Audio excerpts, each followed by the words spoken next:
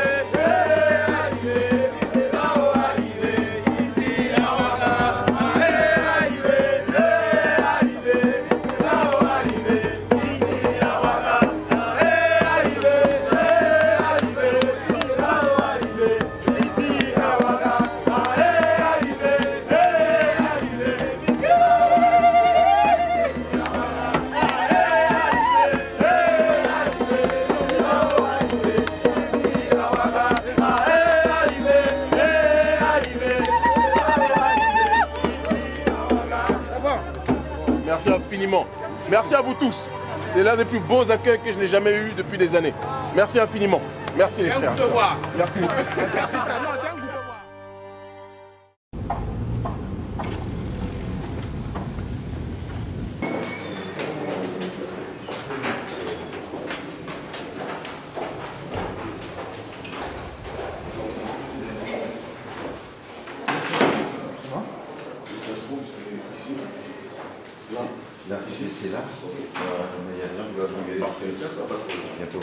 La véritable grandeur d'un homme ne se mesure pas des moments où il est à son aise, mais lorsqu'il traverse une période de controverses et de défis, disait Martin Luther King. Alors, comme annoncé, ce matin, nous recevons l'intellectuel panafricaniste Kémi Séba, vous le savez, présent au Burkina Faso, dans le cadre de sa tournée historique africaine à l'effet de conscientisation des masses africaines. C'est l'une des grandes questions de l'heure, le franc CFA.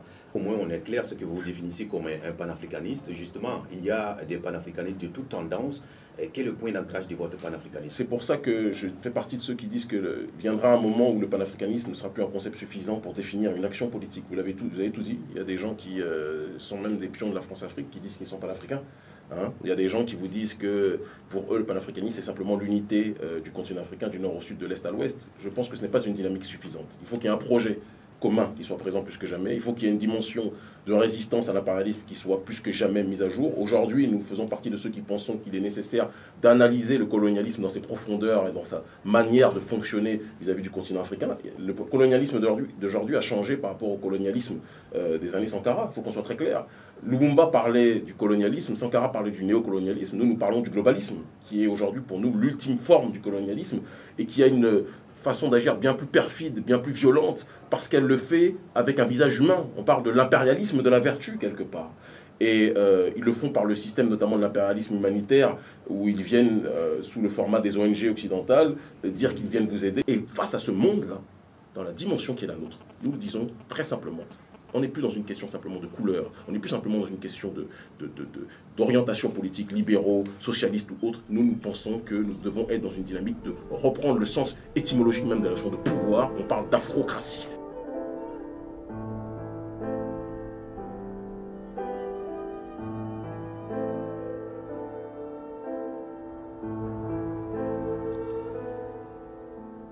Quand on parle de la monnaie unitaire africaine, être capable de restructurer une banque centrale en s'appuyant sur les ressources naturelles du continent africain et non pas avec un taux de fixité qui serait en harmonie avec la réalité française. Comment y arriver? Mais comment y arriver? Il faut qu'il y ait des refontes institutionnelles qui soient structurées, qui soient organisées, comme tout le monde le fait. Vous savez, j'ai des questionnements parfois quand j'entends, votre question légitime, il n'y a pas de problème, mais que j'entends encore au XXIe siècle des Africains qui ne voient pas que partout dans le monde, tout le monde a fait la même chose.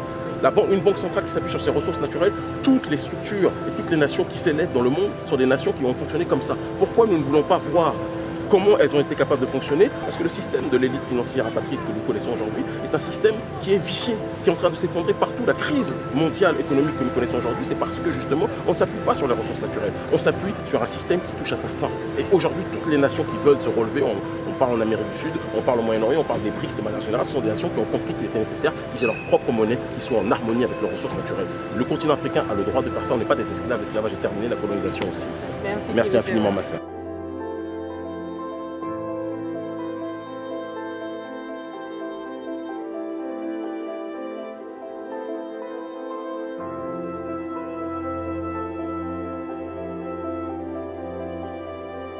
En ce sens, on a discuté avec les différents responsables de toutes les sociétés civiles des pays de la zone franc, du front anti-CFA.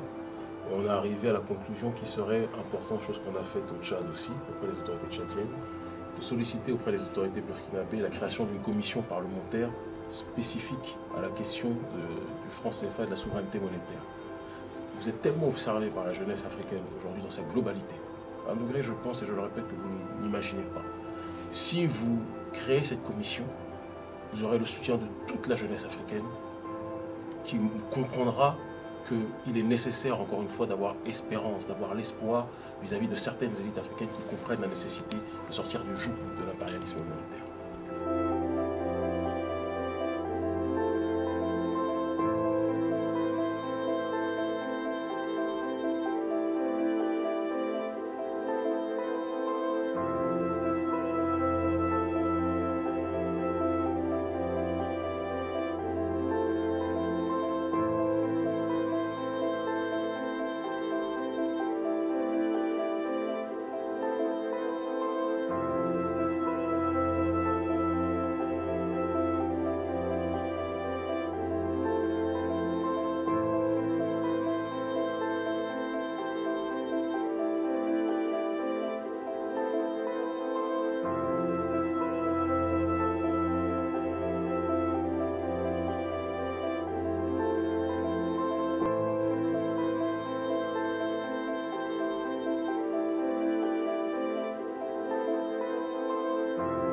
Ce que vous appelez théorie du complot, d'autres appellent ça du courage.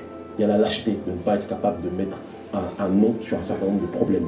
Et ce n'est pas en fuyant les problèmes qu'on va être capable justement d'avancer et de reconstruire ensemble. Nous voulons la paix en Côte d'Ivoire.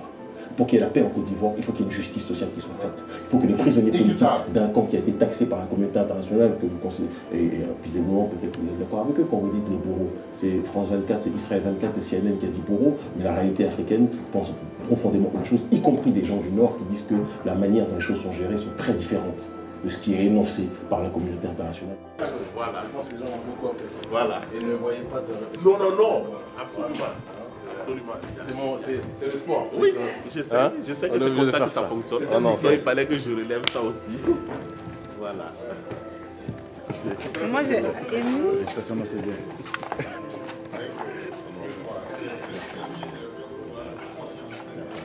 Le gars était bon dans son truc. Il était bon dans son truc. C'était l'entraîneur, il y avait le plus d'adversité. Ouais. Mais il n'était pas prêt à recevoir ce qu'on lui a donné. Il n'était pas prêt.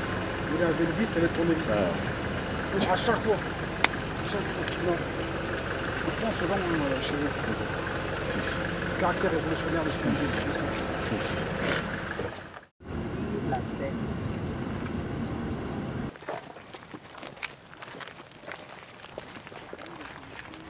Comment tu peux honorer un héros en le mettant ici? En le mettant à cet endroit. Comment tu peux, un homme de cette importance politique? Bon, avant, il n'y avait pas beaucoup de tombes ici.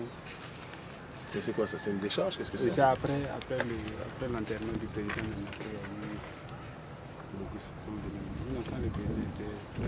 C'était quoi originellement ici? À la base, c'était quoi? C'était une décharge? Qu'est-ce que c'était? Le quartier où ouais. Tout ça là, cette zone-là. J'avais enterré 2 personnes ici. Après ça, c'est le président.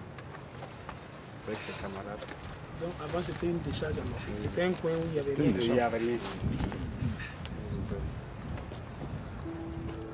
Comme c'est les gens qui l'ont tué et qui l'ont enterré de nuit. Ouais, donc c'est logique qu'ils aient C'est pour ça. Et le problème, c'est qu'ils l'ont tué il y a très longtemps maintenant de cela. Entre-temps, il aurait pu être mis, sa dépouille aurait pu être mise à un autre endroit.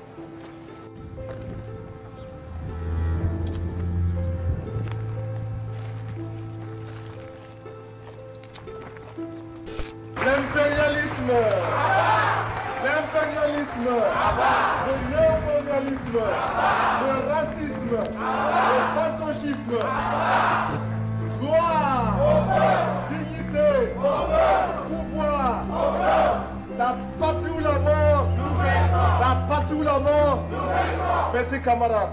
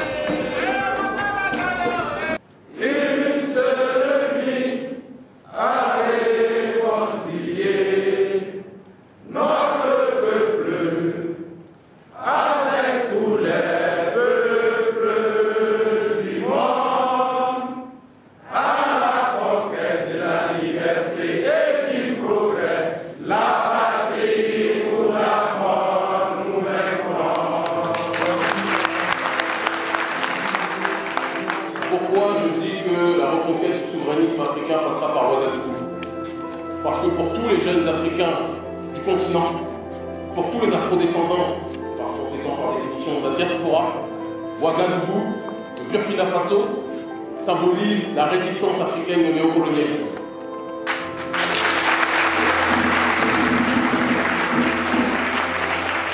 Dans le cœur et dans l'esprit d'un certain nombre de jeunes, de millions de jeunes sur le continent, mais aussi en Amérique du Sud, mais aussi au Moyen-Orient, à différents endroits. Le pays que vous estimez ou que vous pensez peut-être être un petit pays est symbole d'une résistance parce que c'est la terre qui a vu naître l'un de nos plus grands héros, en l'occurrence Thomas.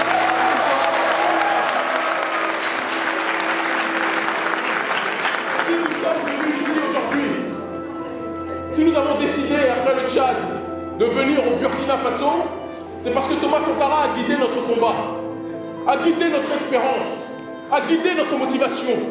À une époque où nous étions, et encore nous le sommes plus que jamais aujourd'hui, mais dès que nous avons commencé à être combattus de manière viscérale par l'oligarchie occidentale, par l'impérialisme français, nous avons pensé à celui qui a décidé de se lever, là où beaucoup d'autres avaient décidé de se coucher, pour donner la dignité, la fierté, la liberté de notre humanité.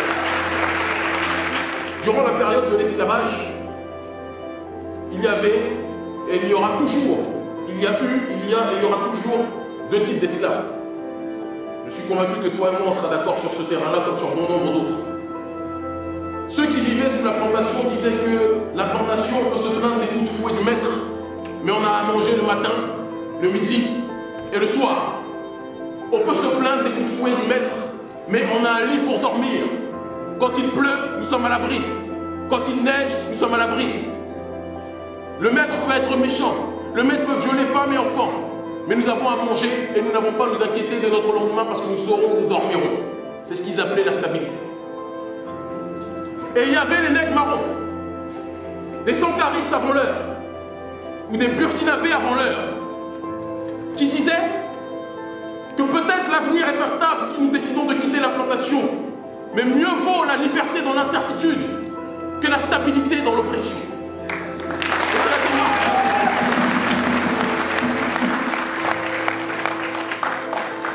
Raison pour laquelle nous disons que toute personne, et tu as raison frère, ce n'est pas à toi, il faut bien qu'on se comprenne, ce n'est pas toi à qui je réponds quand je soulève ces problématiques, mais ce sont les chefs d'État qui disent que la situation est trop instable, que si nous quittons le franc CFA, nous risquons d'être en danger. Mais ce sont des gens qui ont tellement été habitués à normaliser le fait de se faire fouetter, que pour eux se faire fouetter est la norme. Et cesser de se faire fouetter pour connaître le risque de la liberté, pour eux est le danger. Nous leur disons, ce qui est l'adage de notre ONG Urgence panafricaniste, ce que les élites africaines ne font pas pour le peuple le fera lui-même.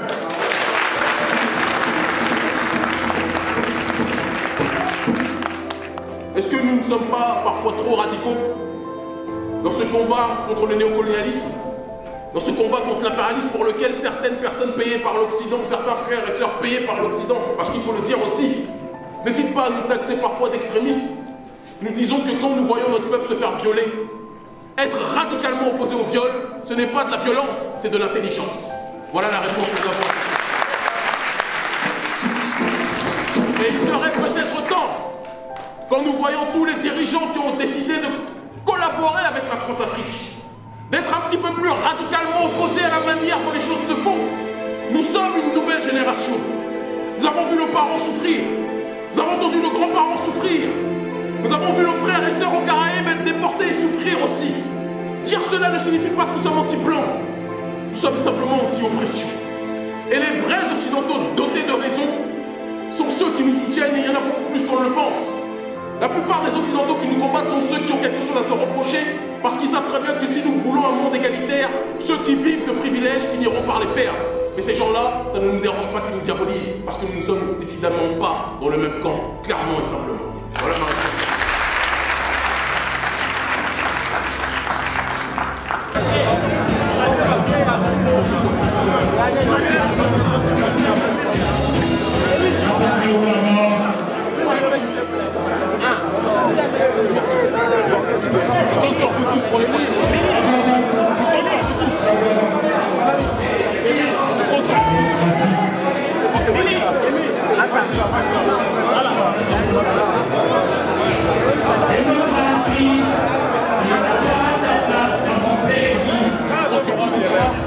Démocratie,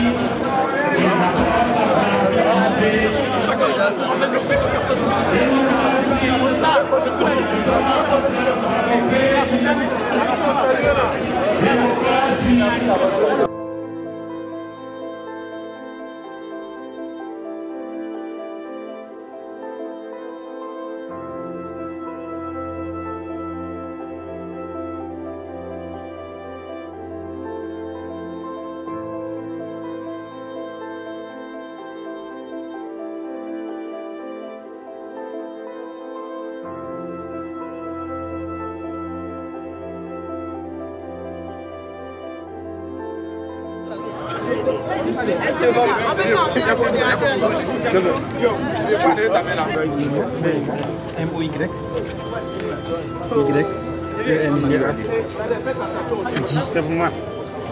Voilà, Guy en bas.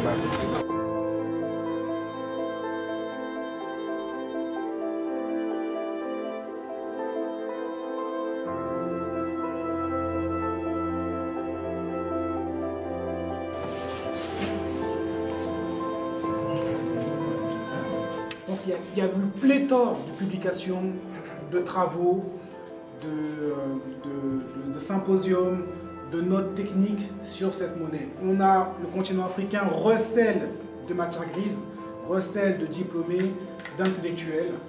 Le seul problème, c'est la jonction entre ces gens qui réfléchissent et ceux qui ont le pouvoir. C'est juste ça. Est-ce que nos leaders, nos responsables politiques auront le courage d'intégrer, parce que c'est eux qui ont le levier du pouvoir, et donc c'est eux qui sont à même de permettre ce changement, est-ce qu'ils auront ce courage d'accepter les doléances de gens des OSC?